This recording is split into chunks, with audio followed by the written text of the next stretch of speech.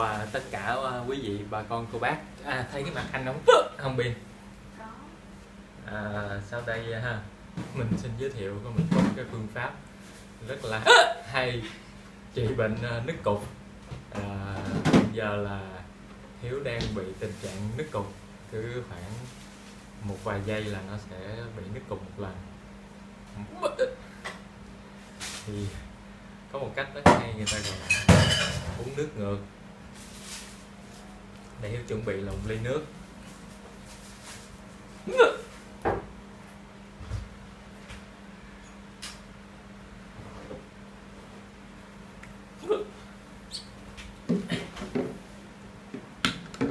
Trước hết các bạn rót một ly nước,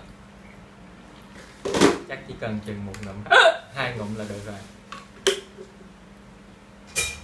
Ủa, nước này là nước gì sao nó đục đục vậy Vin? Nãy uống nước gạo sữa đó. Nước gạo hả?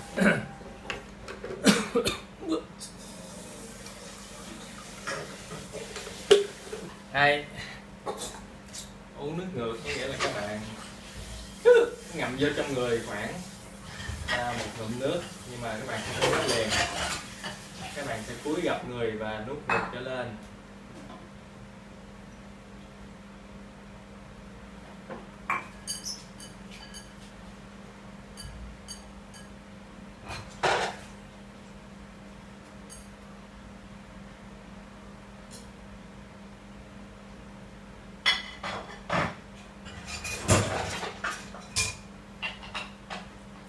Thì gần như là cơn nứt cục nó sẽ chấm dứt, là Hiếu chỉ làm một ngụm thôi. Nếu mà không hết thì có thể làm tới ngụm thứ hai, nhưng mà chỉ cần làm một ngụm thôi rồi hiệu quả sẽ thấy gần như là tức thời.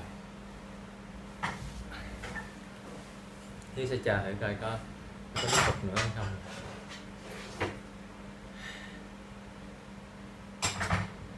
Hiếu có cô đời vợ đẹp dã man.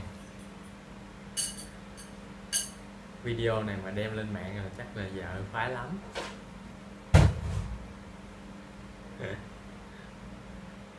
Rồi thôi, hết rồi, bye bye các bạn.